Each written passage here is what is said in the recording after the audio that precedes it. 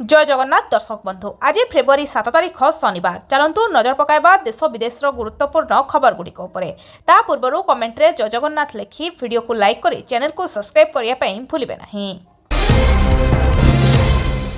एककालीन 4टी जिला कोर्ट को बोमारे उड़ाई देवाकू आसिला इमेल। कोर्ट परिसर में सुरक्षा व्यवस्था कड़ाकड़ी। पुणी कोर्ट को उड़ाइबाकू धमक। जानुआरी मासर धमक को मासे न पुरुणु आज पुणी आसी धमक। एककालीन 4 जिला कोर्ट को मिली धमक। कटक जिला जज कोर्ट को बोमारे उड़ाई देवाकू धमक आसी। एथिसह फुलबाणी पुरी जाजपुर जिला कोर्ट को भी आज मिली बोमा धमक। बोमारे कोर्ट को उड़ाई देवाकू धमक देइछंती दुर्बृत्त। इमेल जरिए मिली धमक। विस्फोरण धमक पर कोर्ट परिसर में पड़ी सुरक्षा व्यवस्था। कोर्ट परिसर को खाली करी खन तलासी जारी रखी। पुरी कटक फुलबाणी और जाजपुर जिला कोर्ट को बोमारे उड़ाई देवाकू धमक मिलवा पर किछि एमिति थिला स्थिति। धमक पर कोर्ट परिसर में बढ़िथिला सुरक्षा। मात्र किछि मिनिट रे कोर्ट परिसर को खाली कराई आरंभ हो जाइथिला खान तलासी। डॉग स्क्वाड बोमा निष्क्रियकारी पूरा सुरक्षा बल समस्ते लगी जाइथिले खोजा खोजारे। बोमा धमक पर चलचंचल हो पड़ता कोर्ट परिसर। सहरांचल आउ रहिबो नाही घर भड़ा टेंशन। एणिकी सहरी गरीबों को भड़ारे घर देवे सरकार। व्यवहार होई नथिबा सरकारी घर को भड़ा सूत्र रे दियाजिबो। प्रधानमंत्री सहरांचल आवास योजना 2.0 अधीन रे एही नूतन पदक्षेप निया जाउछि।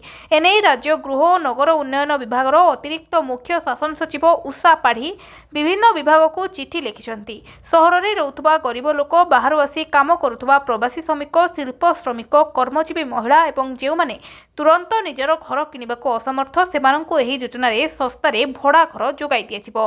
सेथिपई सहरांचल रे विभिन्न विभाग अधीन रे थिबा खाली और अव्यवहृत कोठा बाड़ीगुड़िकु तुरंत चिन्हट कराजिबो। एही पुराना कोठागुड़िकु मरामती कराई बासोपयोगी कराजिबो। एहा द्वारा केवल गरीब लोकंकु घर मिलिबो ताहा नुहे, बरं एथिरु सरकार को भड़ा बाबदरे राजस्व मध्य मिलिबो। गाइडलाइन अनुसार 2टी मॉडेल ले सुलभ मूल्य रे भड़ा दियाजिबो। प्रथमे सरकारी घर को पब्लिक एजेंसी माध्यम रे भड़ा दियाजिबो। द्वितीय रे बेसरकारी संस्था घर तैयारी करी गरीब को भड़ा देबे। नीलगिरी ब्लॉक कनिष्ठ जंत्री नाम सांघातिक अभियोग। भूत श्रमिकों तथ्य दे लुटिनेले बिकेया मजूरी टंका। सूचना आईन खोलिला कनिष्ठ जंत्री चंचकतार गुमर। भूत श्रमिकों तथ्य दे बाबुआणी लुटिनेले सरकारी टंका। आउ पचारिले मुह खोलिबाकू नाराज कनिष्ठ जंत्री। नीलगिरी श्रम कोर्टे 4 मास हब जंत्री विरोध में फेराद देलेनी श्रमिक, हेले एजाबत न्याय मिलुनी। बालेश्वर नीलगिरी ब्लॉक कनिष्ठ जंत्री पुतुली सिंह नाम सांघातिक अभियोग। भूत श्रमिकों तथ्य दे जंत्री लुटिनेले टंका। फेब्रुआरी 19 रु 10 मध्यमा और राज्य मुक्त विद्यालय सर्टिफिकेट परीक्षा प्रस्तुत होईछि 3082 परीक्षा केन्द्र सह 322 नोडाल सेंटर। फेब्रुआरी 19 रु आरंभ होब माध्यमिक शिक्षा परिषद द्वारा परिचालित 10म मध्यमा और राज्य मुक्त विद्यालय सर्टिफिकेट परीक्षा। प्रश्नपत्र प्रकट को रोकबाकू प्रति प्रश्न रे क्यूआर कोड एवं वाटरमार्क व्यवस्था करा जायछि। सेपटे निर्भुल प्रश्नपत्र, आउट ऑफ सिलेबस एवं नोडाल सेंटर रे ठीक समय प्रश्नपत्र पहुंचवा उपरे गुरुत्वारोप करछंती शिक्षाविद। चूड़ांत पर्यायर 10म मध्यमा एवं राज्य मुक्त विद्यालय सर्टिफिकेट परीक्षा प्रस्तुति। चलित वर्ष यह परीक्षा पाई 5,60,000 रु अधिक पिला फॉर्म पूरण करिसेंती। मोट 3082 परीक्षा केन्द्र चूड़ांत होईछि। प्रश्नपत्र को सुरक्षित रखिबा लागि 322 नोडाल सेंटर करा जायछि। राज्य बाहर फॉर्म रु छपा जाइतिबा प्रश्नपत्र आसी कड़ा सुरक्षा मध्य बोर्ड स्ट्रंग रूम रे रखा जायछि। नोडाल सेंटर सुरक्षा लागि स्थानीय जिला प्रशासन सह आलोचना होईछि। अस्त्र छाड़ी भल मार्ग बाछिले 15 माओवादी। पुलिस निकटरे कले आत्मसमर्पण। एकदा घंच जंगल भितर रही निकटस्थ गाँ गुड़िकरे व्यापक धन जीवन नैथिबा 15 जन माओवादी आज अस्त्र छाड़ी भल मार्ग बाछिछंती। माओ दंपति निखिल और इंदुंको समेत मोट 15 जन कैडर आज रायगड़ा पुलिस निकटरे आत्मसमर्पण करिसेंती। एही माओवादी माने आत्मसमर्पण करिथिबा नै रायगड़ा पुलिस सूचना दैछंती।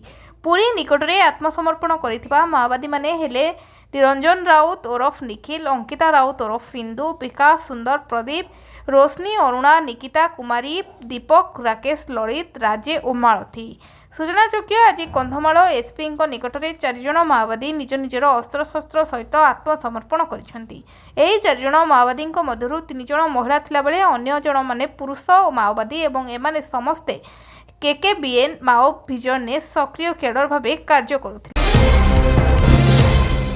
ଧାନ ମଣ୍ଡିରେ ଅବ୍ୟବସ୍ଥା ନେଇ ଜିଲ୍ଲାପାଳଙ୍କ କାର୍ଯ୍ୟାଳୟ ଘେରିଲେ ଚାଷୀ। ଆଜି ଜିଲ୍ଲା କଂଗ୍ରେସ ସଭାପତି ଦେବପ୍ରସାଦ ନାୟକଙ୍କ ନେତୃତ୍ୱରେ ମନରେଗା ଆଇନ ପୁନଃ ପ୍ରଚଳନ ଓ ଧାନ ମଣ୍ଡିଗୁଡ଼ିକରେ ଚାଷୀମାନେ ଭୋଗୁଥିବା ସମସ୍ୟାକୁ ନେଇ ଶତାଧିକ କଂଗ୍ରେସ କାର୍ଯ୍ୟକର୍ତ୍ତାମାନେ ଜିଲ୍ଲାପାଳଙ୍କ କାର୍ଯ୍ୟାଳୟ ସମ୍ମୁଖରେ ଗଣଧାରଣାରେ ବସିଥିଲେ।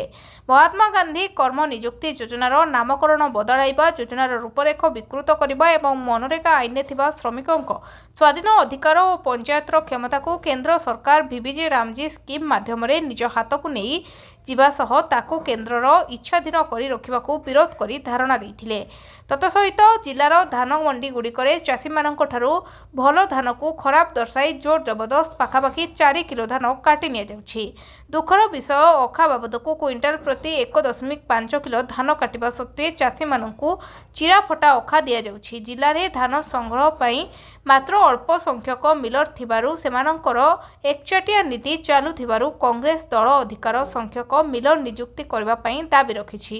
ଜିଲ୍ଲାରେ ମିଲରମାନଙ୍କ ସଂଖ୍ୟା କମ୍ ଥିବାରୁ କ୍ୱିଣ୍ଟାଲ ଧାନ ମଣ୍ଡିରେ ପଡ଼ି ରହୁଛି। ମଣ୍ଡିରେ କଣ୍ଟା ବାବଦକୁ ସୋସାଇଟି କଣ୍ଟା ଶ୍ରମିକଙ୍କୁ ପାରିଶ୍ରମିକ ଦେଉଥିବା ସତ୍ତ୍ୱେ ଚାଷୀମାନଙ୍କଠାରୁ ମଧ୍ୟ ଅତିରିକ୍ତ ପଇସା ଆଦାୟ କରାଯାଉଛି। 7 ତାରିଖରେ ଓଲା, ଉବେର ଓ ରାପିଡୋଙ୍କ ଧର୍ମଘଟ। ଫେବୃଆରୀ 7 ତାରିଖ ମାନେ ଆଜି ଦେଶବ୍ୟାପୀ ଧର୍ମଘଟ କରିବେ ଓଲା, ଉବେର ଓ ରାପିଡୋ। ଡ୍ରାଇଭର ଅନଲାଇନ୍ ପ୍ଲାଟଫର୍ମରେ ଚାଲୁଥିବା ଏଗ୍ରିମେଣ୍ଟ ବା ମାଲିକମାନଙ୍କ ଶୋଷଣ ବିରୋଧରେ 6 ଘଣ୍ଟିଆ କାର୍ଯ୍ୟବନ୍ଦ ଡାକରା ଦିଆଯାଇଛି। ଏହି ବିରୋଧ ପ୍ରଦର୍ଶନକୁ ଅଲ୍ ଇଣ୍ଡିଆ ବ୍ରେକ୍ଡାଉନ୍ର ନାଁ ଦିଆଯାଇଛି। ଏହି ଆନ୍ଦୋଳନ ତେଲେଙ୍ଗାନା ଗିଗ୍ ଓ ପ୍ଲାଟଫର୍ମ କର୍ମଚାରୀ ସଂଘ ଦ୍ୱାରା ପରିଚାଳନା ହେବ, ଯାହାଦ୍ୱାରା ଅନେକ ସାଧାରଣ ଲୋକ ଯେଉଁମାନେ ଓଲା, ଉବେର ଓ ରାପିଡୋ ଉପରେ ନିର୍ଭର କରନ୍ତି ସେମାନେ ସମସ୍ୟା ଭୋଗିବେ। କେନ୍ଦ୍ରମନ୍ତ୍ରୀଙ୍କୁ ଲେଖିଥିବା ଚିଠିରେ ସଂଘ ମୋଟର ଯାନବାହନ ଏଗ୍ରିଗେଟରର ନିର୍ଦ୍ଦେଶାବଳୀ 2025କୁ ଉଲ୍ଲେଖ କରିଛି, ଯେଉଁଥିରେ କୁହାଯାଇଛି ଅନେକ ରାଜ୍ୟରେ ଓଲା, ଉବେର ଓ ରାପିଡୋ ଭଳି ଏଗ୍ରିଗେଟରମାନେ 2025ରେ କେନ୍ଦ୍ର ସଡ଼କ ପରିବହନ ମନ୍ତ୍ରଣାଳୟ ପକ୍ଷରୁ ଜାରି ହୋଇଥିବା ମେଟ୍ରୋ ଭେହିକିଲ୍ ଏଗ୍ରିଗେଟର ଗାଇଡଲାଇନ୍ 2025 ମାନୁନାହାନ୍ତି। ରାଜ୍ୟମାନେ ଏନେଇ କଠୋର ହେଉନାହାନ୍ତି। ଆପ୍ଲିକେସନରେ ଦିଆଯାଉଥିବା ଆଲଗୋରିଦିମ୍ ଓ ଅନ୍ୟ କିଛି କାରଣ ବାହାନାରେ ସେମାନଙ୍କ ଆୟ ବା ପ୍ରାପ୍ୟ କମିଯାଉଛି। ତାମିଲନାଡୁରେ ବାର୍ଡ ଫ୍ଲୁ ଆତଙ୍କ, ମୃତ କାଉଙ୍କଠାରେ H5N1 ଭୂତାଣୁ ଠାବ। ଚେନ୍ନାଇ ସମେତ ତାମିଲନାଡୁରେ ଶହ ଶହ କାଉଙ୍କ ମୃତ୍ୟୁ ପରେ ରାଜ୍ୟରେ ବାର୍ଡ ଫ୍ଲୁ ନେଇ ଆତଙ୍କ ଦେଖାଦେଇଛି। ପରୀକ୍ଷାରୁ ମୃତ କାଉଙ୍କଠାରେ H5N1 ଭୂତାଣୁ ଠାବ ହୋଇଛି। ସ୍ୱାସ୍ଥ୍ୟ କର୍ତ୍ତୃପକ୍ଷ ବାର୍ଡ ଫ୍ଲୁ ପ୍ରକୋପ ନିୟନ୍ତ୍ରଣ କରିବା ପାଇଁ ଶୀଘ୍ର ପଦକ୍ଷେପ ନେଉଥିଲା ବେଳେ ଜନସାଧାରଣଙ୍କ ପାଇଁ ପରାମର୍ଶ ଜାରି କରାଯାଇଛି। ଅଧିକ ସଂକ୍ରମଣ ରୋକିବା ପାଇଁ ଜୈବ ସୁରକ୍ଷା ପ୍ରୋଟୋକଲ ଅନୁଯାୟୀ ସମସ୍ତ କାଉ ଏବଂ କୁକୁଡ଼ାଙ୍କ ମୃତଦେହକୁ ଜାଳି ଦେବାକୁ କିମ୍ବା ଗଭୀର ଗାତ କରି ପୋତି ଦେବାକୁ କର୍ତ୍ତୃପକ୍ଷ ନିର୍ଦ୍ଦେଶ ଦେଇଛନ୍ତି। କେନ୍ଦ୍ର ସରକାର ତାମିଲନାଡୁ ସରକାରଙ୍କୁ ବନ୍ୟ ପକ୍ଷୀ, ଗୃହପାଳିତ କୁକୁଡ଼ା ଏବଂ ମଣିଷଙ୍କ ମଧ୍ୟରେ ଏହା ଯେପରି ନ ବ୍ୟାପେ ଏହାକୁ ରୋକିବା ପାଇଁ ନିରୀକ୍ଷଣ, ଜୈବ ସୁରକ୍ଷା ଏବଂ ରୋଗ ନିୟନ୍ତ୍ରଣ ପଦକ୍ଷେପକୁ ତୀବ୍ର କରିବାକୁ କହିଛନ୍ତି। ଆଦ୍ୟାର, ଭେଲଚାରୀ, ତରୁବନ ମୟୁରୀ ଏବଂ ପୁରୁଣା ମହାବେଳିପୁରମ ରୋଡ୍ ପରି ଅଞ୍ଚଳରୁ କାଉ ମୃତ ରିପୋର୍ଟ ଆସିବା ପରେ ଜାନୁଆରୀ ଶେଷ ଭାଗରେ ପଶୁ ସ୍ୱାସ୍ଥ୍ୟ ଦଳଗୁଡ଼ିକ ତଦନ୍ତ ଆରମ୍ଭ କରିଥିଲେ। ସଂଗୃହୀତ ନମୁନାଗୁଡ଼ିକୁ ଭୋପାଳର ICARର NIHS ଗୁଡ଼ିକୁ ପଠାଯାଇଥିଲା, ଯେଉଁଠାରେ ପରୀକ୍ଷାରୁ ମୃତ ପକ୍ଷୀମାନଙ୍କଠାରେ H5N1 ପକ୍ଷୀ ଇନ୍ଫ୍ଲୁଏଞ୍ଜା ଚିହ୍ନଟ ହୋଇଥିଲା। ଚୀନରୁ ଫୋନ୍ ଆମଦାନୀ କମାଇଲା ଭାରତ। ମୋବାଇଲ ଫୋନ୍ ଭଳି ଉପକରଣ ପାଇଁ ଭାରତ ଚୀନ ଉପରେ ଏବେ ପୂର୍ବପକ୍ଷିଆ କମ୍ ନିର୍ଭର କରୁଛି। ଗତ କିଛି ବର୍ଷ ମଧ୍ୟରେ ଦେଶ ଭିତରେ ନିଜସ୍ୱ ଜ୍ଞାନ କୌଶଳରେ ମୋବାଇଲ ଫୋନ୍ ଉତ୍ପାଦନ ବୃଦ୍ଧି ହେବା ସହିତ ଏହାର ରପ୍ତାନି ମଧ୍ୟ ବୃଦ୍ଧି ହୋଇଛି। ଫଳରେ ଚୀନରୁ ଭାରତକୁ ମୋବାଇଲ ଫୋନ୍ ଆମଦାନୀ ହ୍ରାସ ପାଉଛି। 2024-25 ଆର୍ଥିକ ବର୍ଷରେ ଚୀନରୁ ଭାରତକୁ ମୋଟ 3,710 କୋଟି ଟଙ୍କାର ମୋବାଇଲ ଫୋନ୍ ଆମଦାନୀ ହୋଇଛି। 2014-15ରେ ଭାରତ ଚୀନରୁ 4,86,009 କୋଟି ଟଙ୍କା ମୂଲ୍ୟର ମୋବାଇଲ ଫୋନ୍ ଆମଦାନୀ କରିଥିଲା।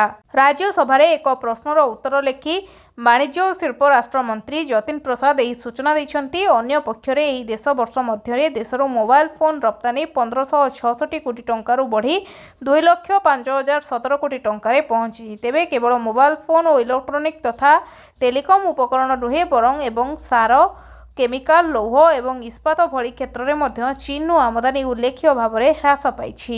ଏହି ସମୟରେ ଚୀନର ସାର ଆମଦାନୀ 61% ହ୍ରାସ ପାଇବା ବେଳେ ଲୌହ ଓ ଇସ୍ପାତ ଆମଦାନୀ 10.3% ହ୍ରାସ ପାଇଛି।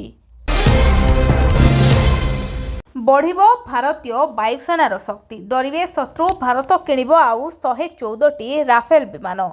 फ्रांस राष्ट्रपति इमानुएल मैक्रोन फेब्रुआरी तृतीय सप्ताह भारत गस्तरे आसुछंती। से फेब्रुआरी 18 तारिख में नुआदिल्ली में हेबाकु थिबा एआई सम्मेलन में जोगदेबे बोली आशा करा जाउछि। फ्रांस राष्ट्रपति गस्त पई प्रस्तुति आरंभ हो जाइछि। फ्रांस राष्ट्रपति इमानुएल मैक्रोन को एही गस्त भारतीय प्रतिरक्षा क्षेत्र पई गुरुत्वपूर्ण बोली कहा जाउछि, कारण भारत एवं फ्रांस मध्य द्विपाक्षिक आलोचना रे राफेल जेट क्रय प्रस्ताव उपरे आलोचना हो पारे। एही चुक्ति रे भारतीय वायुसेना पई 114टी राफेल लड़ुआ विमान किनिबा पई डील हो पारे। सूचना अनुसार भारत प्रतिरक्षा अधिग्रहण बोर्ड गत मासरे एही प्रस्ताव को प्राथमिक अनुमोदन देइथिला एवं आसंता सप्ताह रे भारतर प्रतिरक्षा मंत्री सह एक उच्चस्तरीय बैठक रे एहा उपरे आलोचना होबा नै आशा करा जाउछि। भारतीय वायुसेनार वर्तमान सुरक्षा परिस्थिति को दृष्टि रे रखी एही चुक्ति को अत्यंत गुरुत्वपूर्ण बोली भारत भाबुछि। भारतीय वायुसेना 88टी सिंगल सीटर और 26टी ट्विन सीटर एयरक्राफ्ट किनिबा अधिकांश फ्रांस निर्माता डी साल्ट एवं घरोई कंपानी गुड़िक द्वारा भारतीय निर्माण हेब। चुक्ति पूरा होबा परे भारतीय वायुसेना पाखरे राफेल विमान संख्या प्राय 150 को वृद्धि पाइब। राजधानी नकली डाक्तर गिरफ। निज डाक्तर को दर्शाई लक्षाधिक टंका ठकेई करिथिबा नकली डाक्तर गिरफ। नकली डाक्तर सरोज मिश्र ओरफ भवानी सिद्धार्थ शंकर को गिरफ कर मंचेश्वर थाना पुलिस। अभियोग अनुसार निजको डाक्तर दर्शाई घरोई मेडिकल कॉलेजर जड़े महिला मेडिकल अफिसर अभियुक्तर मैट्रिमोनियल साइट्रे संपर्क होइथिला। निजको पुणी थरे डाक्तर थिबा कही अभियोगकारिणी परिवार लोकंकु मध्य विश्वास जन्माइथिला। परे नकली डाक्तर सरोज निज सांगर मां को अंतिम संस्कार पई 1.5 लाख टंका मागिथिला। अभियोगकारिणी फोन पे जरिया 3टी किस्ती 1,30,000 टंका देइथिले। अभियोगकारिणी देइथिबा टंका मागिबारु अभियुक्त तांकु हत्या धमक देइथिला। एने मंचेश्वर थाना रे अभियोग होबा परे तदंत करी नकली डाक्तर को गिरफ करिछि पुलिस। गिरफ अभियुक्त नारे पूर्वरु अनेक मामला थिबा तदंतरु जानिबाकु पाइछि पुलिस। पाकिस्तान ने नमाज समय बड़ विस्फोरण 15 जनक मृत्यु। पाकिस्तान राजधानी इस्लामाबाद रे एक सिया धर्मशाला भितरे जने आत्मघाती विस्फोरणकारी निजकू विस्फोरण रे उड़ाई देइथिले। पाकिस्तानी खबर कागज डन अनुसार एही विस्फोरण रे अति कम रे 15 जनकर मृत्यु घटिछि एवं अनेक आहत होइछन्ति। सहरर शाहजाद टाउन अंचलर तरलाई इमारबाद रे एही विस्फोरण घटिथिला। एही घटना परे इस्लामाबाद रे जरूरीकालीन परिस्थिति घोषणा कर जाइछि। पाकिस्तानी गणमाध्यम रिपोर्ट अनुसार आज मध्याह्न समय जने आत्मघाती विस्फोरणकारी सिया धर्मशालार मुख्य फाटक विस्फोरक विस्फोरण करथिले। पाकिस्तानी सरकार को मंत्री डॉक्टर तारिक फजल चौधरी सोशल मीडिया रे लिखिचंती, मु इस्लामाबाद रे होइथिबा विस्फोरण को दृढ़ निंदा करुछि। एही आक्रमण रे जीवनहानि पई मु दुखित। छत्तीसगढ़ महाराष्ट्र सीमारे 3 नक्सल निहत। महाराष्ट्र नक्सल प्रभावित अंचल गड़चिरोली रे होइथिबा बड़ नक्सल विरोधी अभियान सुरक्षाकर्मी को सफलता मिली। पुलिस सूचना अनुसार शुक्रवार सकाळे एनकाउंटर स्थलरू आउ 2 नक्सल मृतदेह उद्धार करा जाइछि। एहा सहित नक्सल मृतदेहर मोट संख्या 3 को वृद्धि पाइछि। घटनास्थलरू एक AK-47 एवं एक सेफेल लोडिंग राइफल मध्य जबत करा जाइछि। 3 निहत नक्सल परिचय एपर्यंत स्पष्ट होइनाई। तेबे गुली विनिमय बेले जड़े जवान शहीद होइछन्ति। गड़चिरोली पुलिस कहिछि जे गड़चिरोली एवं नारायणपुर सीमांत अंचल निकटवर्ती अबुझमादर घन जंगल रे एनकाउंटर चली। ऑपरेशन समय नक्सल माने प्रचुर क्षति सहिथिले, किंतु भूखंडर दुर्गमता सर्च ऑपरेशन को अत्यंत चैलेंजिंग करिछि। जनता तुमको प्रत्याख्यान करिसंती प्रशांत किशोर को सुप्रीम कोर्टरू बड़ झटका। जनसुराज पार्टीर प्रतिष्ठाता प्रशांत किशोर को सुप्रीम कोर्टरू एक बड़ झटका लगी। कोर्ट तांको राय आवेदन शुणाणी करने मना कर विरुद्ध में कठोर मंतव्य मध्य देइछन्ति। प्रशांत किशोर बिहार निर्वाचन एक बड़ पराजय बारण करथिले, जहाँ तांको विवाद में पुनर्बार करने को दाबी करथिले। सुप्रीम कोर्ट एवं किशोर को स्थिति उपरे प्रश्न उठाई तांको आवेदन को खारज करिसंति। निकटरे बाहरी विधानसभा निर्वाचन संप्रति अनुष्ठित होइतिला। राजनैतिक परामर्शदाता भाव में जनाशुना प्रशांत किशोर एथिरे अंशग्रहण करने निजस्व दल जनसुराज पार्टी गठन करथिले। से विवाहर समस्त आसन में प्रतिद्वंदिता करथिले, किंतु गोटे भी जाति पारि नथिले। एहा तांकु यथेष्ट समालोचना आनिथिला। से निर्वाचन अभ्यास उपरे तांकर पराजय को दायी करथिले। उन्नीस वर्षरू कम विश्वकप फाइनाल वैभव सूर्यवंशी धुआंधार बैटिंग 19 वर्षरू कम विश्वकप्र फाइनाल भारत और इंग्लैंड मध्य खेल हारे स्पोर्ट क्लब्र भारत टॉस जीति प्रथमे बैटिंग करने को निष्पत्ति नहीं दल 22 ओभर पर 2 विकेट हराई 230 रन करिछि। वैभव सूर्यवंशी और वेदांत त्रिवेदी बैटिंग करुछंती। विश्वकप्रे सूर्यवंशी तांकर शतक पूरण करने सह एजावत 75 बॉल 159 रन करी रेकर्ड करिछंती। आयुष महात्रे 53 रन करी आउट होइछंती। से Alex green ball Ben minus द्वारा आउट होइथिले। महात्रे एवं सूर्यवंशी मध्य 142 रन भागीदारी होइथिला। बौद्ध फ्लाइंग स्क्वाड टीम्र चढ़ऊ धान चोराणर ट्रक जबत। पड़ोशी नयागड़ा जिल्लारू बौद्ध जिला को चोराचालाण होउथबा एक धान बुझे गाड़ी को फ्लाइंग स्क्वाड टीम जबत करिछि। बौद्ध उपजिलापाल विनय कुमार भोई नेतृत्व में एक टीम गतकाली रातिरे चोरी छकरे गाड़ी गुड़िक जांच करथिले।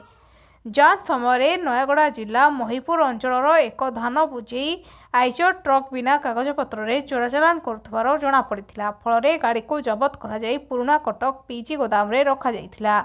एही चढ़ऊरे उपजिलापाल समेत हरभंगा तहसीलदार बलदेव बेहरा, जिला जोगाण अधिकारी श्रीनाथ हंसदा, पुराना कटक पुलिस प्रमुख सामिल थिले। विद्यालय हॉस्टेलू 2 छात्री निखोज। विद्यालय हॉस्टेलू 2 जन छात्री निखोज होइचंती। 14 घंटा हब निखोज अछंती एही 2 छात्री।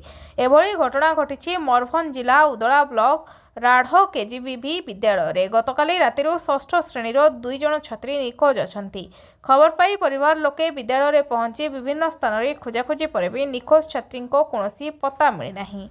घटना विवाद रे प्रधान शिक्षयित्री मालती बेहरा मध्य कोनोसी प्रतिक्रिया रखि नाहंती। अन्यपटे एही घटना रे एबीईओ विद्यालय रे पहुंची तदंत आरंभ करथिला बेले छात्र छात्री मानकु शीघ्र खोजी बाहर कराजिबा नै प्रयास करा जाउथबार कहिसंती।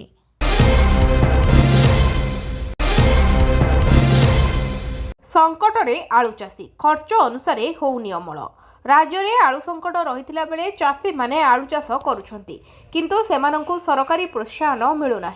खर्च अनुसार अमल नाही। जेतिकी अमल हैला ताकु साइति रखिबाकु भी जगह नाही। शीतल भंडार नथिबारु साग माछ दर रे आलू बिकी चाषी क्षति सहुछि। ए दुरावस्था होउछि ढेंकानाल कामाख्यानगर आलू चाषी मानकर चाष करी जंत्रणा भोगुछंती चाषी।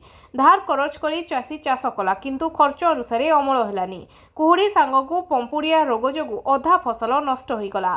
जेतिकी अमल होइतिला से भी नष्ट हवा उपरे, कारण आलू संरक्षित रखिबाकु शीतल भंडार नाही। काहींकी बेलुचिस्तान दखल करिपारुनी पाकिस्तान, कारण कहिले पाक प्रतिरक्षा मंत्री।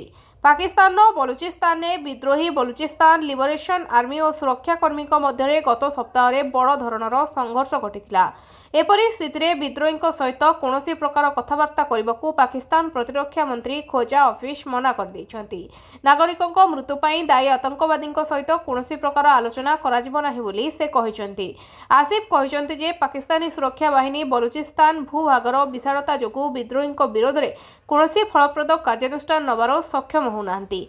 पाकिस्तान नेशनल असेंबली को संबोधित करी आसिफ कहिसंती देशर सबुठारु बड़ प्रदेश और सबुठारु कम लोक रहुतबा बलुचिस्तान में सुरक्षाकर्मी को भौगोलिक आह्वान सम्मुखीन होबाकु पड़ुछि। मणिपुर हटिला राष्ट्रपति शासन, सरकार गढ़िबाकू दाबी जणाइले एनडीए नेता।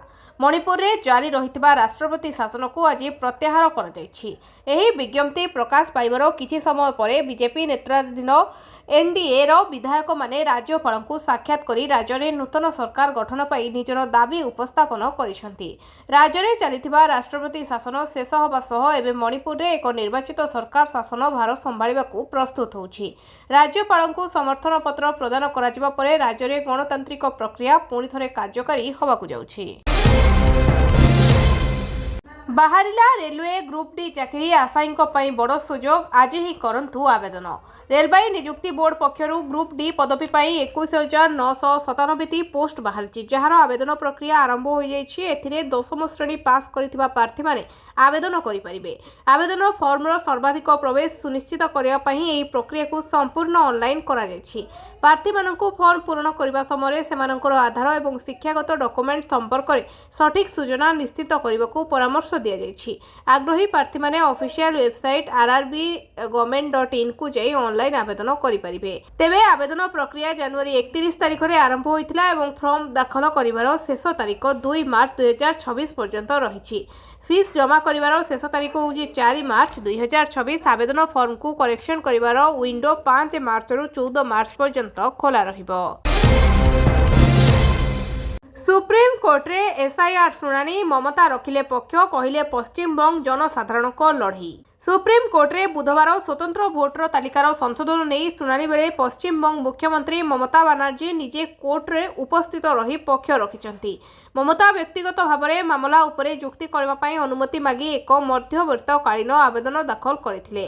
ଏଚ୍ଆଇଆର୍ ବିରୋଧୀ ମମତା ମାଜେଷ୍ଟ୍ରି ବାନୁ ତୃଣମୂଳ କଂଗ୍ରେସ ସାଂସଦ ଡେରେକ୍ ଓ'ବ୍ରାଏନ୍ ଓ ଡୋଲା ସେନ୍ ସୁପ୍ରିମକୋର୍ଟରେ ଆବେଦନ ଦାଖଲ କରିଥିଲେ। ସୂଚନାଯୋଗ୍ୟ, ମମତା ନିଜେ ଜଣେ ଓକିଲ ଓ ରାଜ୍ୟରେ ଚାଲିଥିବା ଏସ୍ଆଇଆର୍କୁ ଦୀର୍ଘ ଦିନ ହେଲା ବିରୋଧ କରିଆସୁଛନ୍ତି। ସୁପ୍ରିମକୋର୍ଟ ପ୍ରଧାନ ବିଚାରପତି ଜଷ୍ଟିସ୍ ସୂର୍ଯ୍ୟକାନ୍ତ, ଜଷ୍ଟିସ୍ ଜୟମାଲ୍ୟ ବଗ୍ଚି ଓ ପ୍ରଫୁଲ୍ଲ ଏମ୍ ପାଞ୍ଚୋଲିଙ୍କୁ ନେଇ ଗଠିତ ଖଣ୍ଡପୀଠ ସମ୍ମୁଖରେ ମମତା କହିଲେ ସେ ପଶ୍ଚିମବଙ୍ଗରୁ ଆସିଛନ୍ତି ଓ ସେଠାକାର ତୃଣମୂଳ ସ୍ଥିତି ସମ୍ପର୍କରେ ଅବଗତ ଅଛନ୍ତି। ଅଣ୍ଡର-19 ବିଶ୍ୱକପ୍ ଆଫଗାନିସ୍ତାନକୁ ହରାଇ ଫାଇନାଲରେ ଭାରତ। ପୁଣି ଫାଇନାଲରେ ଭାରତ। 19 ବର୍ଷରୁ କମ୍ ବିଶ୍ୱକପ୍ ଫାଇନାଲରେ ଟିମ୍ ଇଣ୍ଡିଆ। ଦ୍ୱିତୀୟ ସେମିଫାଇନାଲରେ ଆଫଗାନିସ୍ତାନକୁ 7 ୱିକେଟରେ ହରାଇ ଫାଇନାଲରେ ପ୍ରବେଶ କରିଛି ଆୟୁଷ ମାତ୍ରେଙ୍କ ଟିମ୍। ଭାରତ ଫାଇନାଲରେ ଇଂଲଣ୍ଡକୁ ଭେଟିବ। ତେବେ ଷଷ୍ଠ ଥର ପାଇଁ ଅଣ୍ଡର-19 ବିଶ୍ୱକପ୍ର ଫାଇନାଲ ଖେଳିବ। ଆଫଗାନିସ୍ତାନ ପ୍ରଥମେ ବ୍ୟାଟିଂ କରି ନିର୍ଦ୍ଧାରିତ ଓଭର ମଧ୍ୟରେ 310 ରନ୍ ରଖିଥିଲା। ଭାରତ ଆଗରେ 111 ରନ୍ର ବିଜୟ ଲକ୍ଷ୍ୟ ରହିଥିଲା ବେଳେ ଟିମ୍ ଇଣ୍ଡିଆ ଏହାକୁ 7 ୱିକେଟରେ ଜିତି ନେଇଛି। ଭାରତ ପକ୍ଷରୁ ୱେବର ଅରୁଣ ଜର୍ଜ ଶତକୀୟ ପାଳି ଖେଳିଥିଲେ। ଭାରତ ମାତ୍ର 41.1 ବଲ୍ରେ ଏହି ବିଶାଳ ଲକ୍ଷ୍ୟକୁ ପୂରଣ କରିଛି। ଏହାସହ ଏହି ମ୍ୟାଚ୍ରେ ଭୈରବ ସୂର୍ଯ୍ୟବଂଶୀ ବିସ୍ଫୋରକ ପାଳି ଖେଳିଛନ୍ତି। ସେ 33 ବଲ୍ରେ 68 ରନ୍ ପାଳିଛନ୍ତି। ବଡ଼ ଦୁର୍ଘଟଣାରୁ ଅଳ୍ପକେ ବର୍ତ୍ତିଲା ତୁର୍କିଶ ଏୟାରଲାଇନ୍ସ ବିମାନ, କୋଲକାତାରେ କଲା ଜରୁରୀକାଳୀନ ଅବତରଣ। କୋଲକାତା ବିମାନବନ୍ଦର ତୁର୍କିଶ ଏୟାରଲାଇନ୍ସର ଏକ ବିମାନ ସମ୍ପୂର୍ଣ୍ଣ ଜରୁରୀକାଳୀନ ଅବତରଣ କରିଛି। ଏହାର ଇଞ୍ଜିନ୍ରୁ ସ୍ପାର୍କିଂ ହୋଇଥିବାର ଜଣାପଡ଼ିଛି। କାଠମାଣ୍ଡୁରୁ ଇସ୍ତାନବୁଲ ଯାଉଥିବା ତୁର୍କିଶ ଏୟାରଲାଇନ୍ସର ବିମାନ 727 କୋଲକାତା ବିମାନବନ୍ଦରରେ ସମ୍ପୂର୍ଣ୍ଣ ଜରୁରୀକାଳୀନ ଅବତରଣ କରିଛି।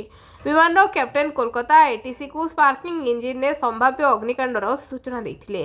ବିମାନଟି 236 ଜଣ ଯାତ୍ରୀଙ୍କୁ ନେଇ ଅପରାହ୍ନ 2ଟା 49ରେ କୋଲକାତା ଏନ୍ଏସ୍ସିବିଆଇ ବିମାନବନ୍ଦରରେ ପହଞ୍ଚିଥିଲା। କୋଲକାତାର ନେତାଜୀ ସୁଭାଷ ଚନ୍ଦ୍ର ବୋଷ ଆନ୍ତର୍ଜାତୀୟ ବିମାନବନ୍ଦରରେ ନିର୍ଦ୍ଦେଶକ କହିଛନ୍ତି ବିମାନଟି ବର୍ତ୍ତମାନ କୋଲକାତା ବିମାନବନ୍ଦରରେ ଅଛି ଏବଂ ଯାଞ୍ଚ କରାଯାଉଛି।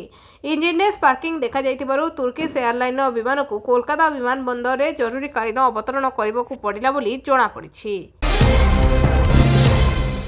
ଅନଲାଇନ୍ ଗେମ୍ ନିଶା, ବାପା ମାଙ୍କ ଆକଟ, ଆପାର୍ଟମେଣ୍ଟରୁ ଡେଇଁ 3 ଭଉଣୀଙ୍କ ଆତ୍ମହତ୍ୟା। ସମସ୍ତେ ଆଶ୍ଚର୍ଯ୍ୟ, ପରିବାର ସ୍ତବ୍ଧ।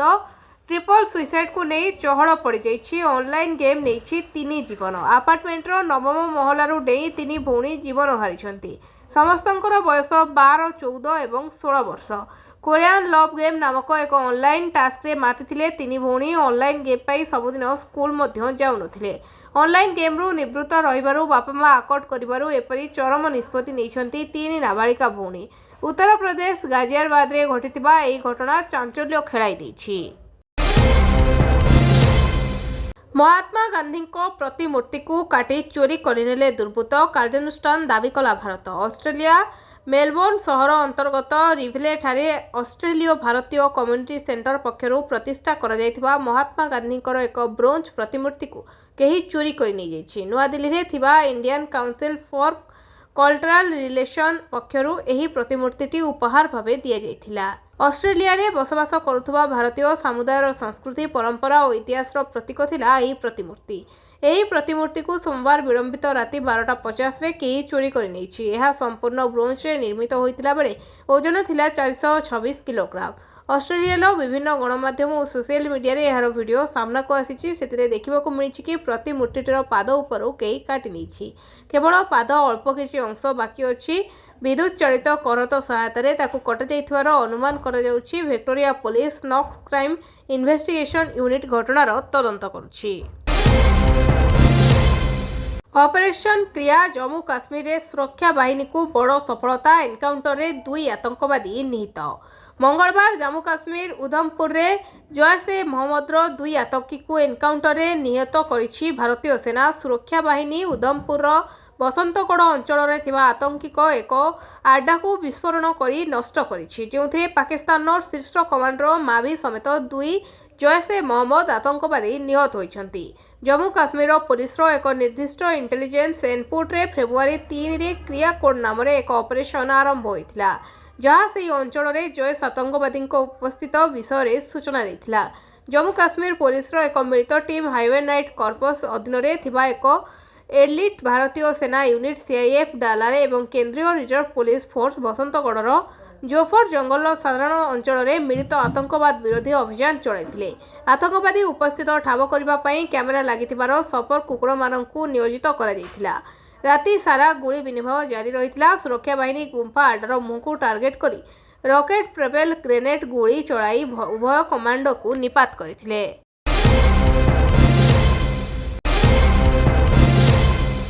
रेलवे रे ओडिशा को 10,928 कोटीर अनुदान प्रेसमिट करी सूचना देले रेल मंत्री अश्विनी वैष्णव। रेलवे रे ओडिशा को 10,928 कोटीर अनुदान मिली प्रेसमिट करी सूचना देइछन्ती रेल मंत्री अश्विनी वैष्णव। कहले चलिछि 90,000 कोटी टंकार काम, 17टी नुआ रेल प्रकल्प पई योजना होछि। 5 वर्षरे ओडिशा को मिलिबो 1 लाख कोटी टंकार प्रकल्प, आउ सेही प्रतिश्रुति आधार रे काम चलिछि बोली कहिसन्ती अश्विनी वैष्णव। पश्चिम बंग पई 14,205 कोटीर अनुदान मिलिछि। बाबूंको तुटुनी विभाग मोह बदली सत्वे निर्धारित समय नूतन पदवी रे देले नियोग। बाबूंको तुटिनी अर्थ विभाग रे क्षमता मोह बदली सत्वे विभाग छाड़ू नाहांती और नूतन पदवी रे जोग देई नाहांती। विभाग मोह तुटेई पारनथिबा 10 जन ओएफएस अधिकारी को कारण दर्शाओ नोटिस जारी करिछि अर्थ विभाग। राज्य सरकार को बदली निर्देश को अवमानना करिबा ओएफएस कैडेर 10 जन अधिकारी अड़ुआ सृष्टि करिछि। निर्धारित समय मध्य नूतन पदवी रे जोग न देइथिबारु अर्थ विभाग पक्षरु एही अधिकारी माननकु आज कारण दर्शाओ नोटिस जारी करा जाइछि। 7 दिन मध्य संतोषजनक उत्तर नदेले संपृक्त अधिकारी विरोध में श्रृंखलागत कार्यानुष्ठान ग्रहण कराजिबो बोली स्पष्ट करिछि अर्थ विभाग। हठात खसिला सुना रूपा दर दाम शुणिले खुशी होइछबे। क्रमागत तृतीय दिन पई सुना एवं रूपार मूल्य ह्रास पाइछि। आज एमसीएक्स रे प्रारंभिक कारोबार रे रूपा मूल्य प्राय 22,000 टंका तळकु खसिछि। सुना मध्य 7,700 टंका कमिछि। मार्च 5 रे डेलीवरी होबाकु थिबा रूपा पूर्वरु 2,65,652 प्रति किलोग्राम रे बंद होइथिला। आज ताहा 2,67,501 रे खोलिथिला, किंतु शीघ्र ह्रास मध्य पाइछि। प्रारंभिक वाणिज्य रे यह 22,000 रु अधिक ह्रास पाई 2,43,645 रे पहुंची। सकाळ 10:30 रे यह 2,46,617 रे ट्रेंड करुथला, जहा 19,035 किंबा 7.17% ह्रास पाइछि। 3 दिन रे रूपार मूल्य 1,50,000 रु अधिक टंका कमिछि। एही समय सुनार मूल्य मध्य ह्रास पाइछि। एप्रिल 2 डेलीवरी पई कराजिबाकु थिबा सुना व्यवसाय रे प्राय 7,700 टंका ह्रास पाइछि। निर्वाचन कमिशन को ममतांको चेतावनी, दिल्ली रे हेबो एसआईआर लढई।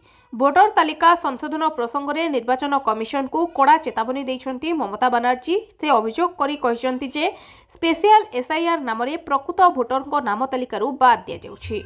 एही प्रसंग में सोमवार नुआ दिल्ली रे निर्वाचन कमिशन को भेटिबा परे ममता कहिसन्ती जे से लक्ष लक्ष लोकों को दिल्ली आनी निर्वाचन कमिशन को सम्मुख रे पैरेड कराई परिबे।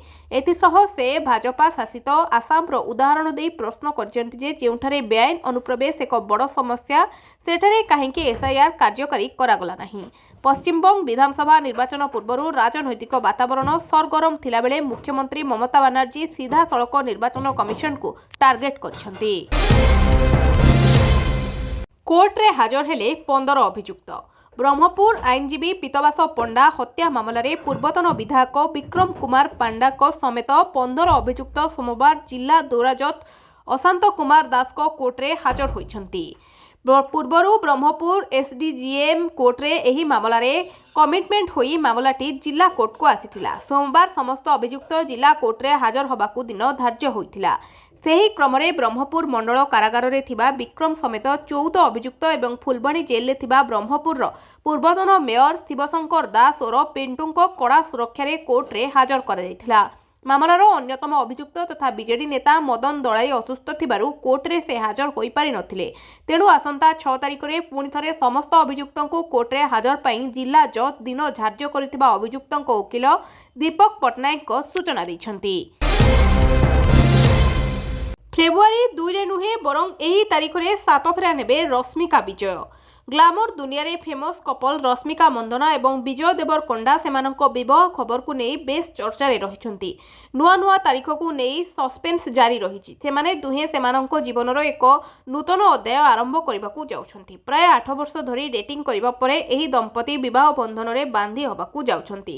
କୁହାଯାଉଛି ଯେ ରଶ୍ମିକା ମନ୍ଦନା ଏବଂ ବିଜୟ ଦେବରକୋଣ୍ଡାଙ୍କ ରାଜକୀୟ ବିବାହ ହେବ। ଦମ୍ପତିଙ୍କ ଡେଷ୍ଟିନେସନ ବିବାହ ଉଦୟପୁର ସିଟି ପ୍ୟାଲେସରେ ହେବ ବୋଲି ଚର୍ଚ୍ଚା ହେଉଛି। ତେବେ ଫେବୃଆରୀ 2 ତାରିଖରେ ତାଙ୍କର ବିବାହ ହେବା ନେଇ ଅନେକ ଗଣମାଧ୍ୟମରେ ଚର୍ଚ୍ଚା ହେଉଥିଲା। ହେଲେ ଆଜି ପୁଣି ଆଉ ଏକ ନୂଆ ତାରିଖ ସାମ୍ନାକୁ ଆସିଛି। ଏକ ତେଲୁଗୁ ଗଣମାଧ୍ୟମର ରିପୋର୍ଟ ଅନୁସାରେ ତାଙ୍କ ବିବାହ ଉଦୟପୁରରେ ହିଁ ହେବ, କିନ୍ତୁ 2 ତାରିଖ ବଦଳରେ 26 ତାରିଖରେ ହେବ। ଏହି ବିବାହରେ କେବଳ ନିକଟ ସମ୍ପର୍କୀୟ ଏବଂ ଇଣ୍ଡଷ୍ଟ୍ରିର କିଛି ବଛା ବଛା ବ୍ୟକ୍ତି ଯୋଗଦେବେ। ଏହି ବିବାହ କୌଣସି ଗଣମାଧ୍ୟମ କଭରେଜ ବିନା ବ୍ୟକ୍ତିଗତ ଭାବରେ ଆୟୋଜନ କରାଯାଉଛି। ଏହା ମଧ୍ୟ କୁହାଯାଉଛି ଯେ ବିବାହ ପରେ ଦମ୍ପତି ହାଇଦ୍ରାବାଦରେ ଏକ ଭବ୍ୟ ରିସେପସନ ପାର୍ଟିର ଆୟୋଜନ କରିବେ। ବର୍ତ୍ତମାନ ସୁଦ୍ଧା ଦମ୍ପତିଙ୍କ ପକ୍ଷରୁ କୌଣସି ସୂଚନା ପ୍ରଦାନ କରାଯାଇନାହିଁ। ভিডিওটিକୁ ଶେଷ ଯାଏ ଦେଖିଥିବାରୁ ଆପଣଙ୍କୁ ବହୁତ ବହୁତ ଧନ୍ୟବାଦ। ଯଦି ଭିଡ଼ିଓଟି ଆପଣଙ୍କର ପସନ୍ଦ ଆସିଛି ତାହେଲେ ଭିଡ଼ିଓକୁ ଲାଇକ୍ କରି ଚ୍ୟାନେଲକୁ ସବସ୍କ୍ରାଇବ୍ କରିବାକୁ ଭୁଲିବେନି। ଆପଣଙ୍କର ଗୋଟିଏ ଲାଇକ୍ ଆମକୁ ଏହିଭଳି ଖବର ଯୋଗାଇ ଦେବାରେ ପ୍ରେରଣା ଦେବ। ଆମେ ଏହି ଭିଡ଼ିଓରେ 100 ଲାଇକ୍ର ଟାର୍ଗେଟ୍ ରଖିଛୁ।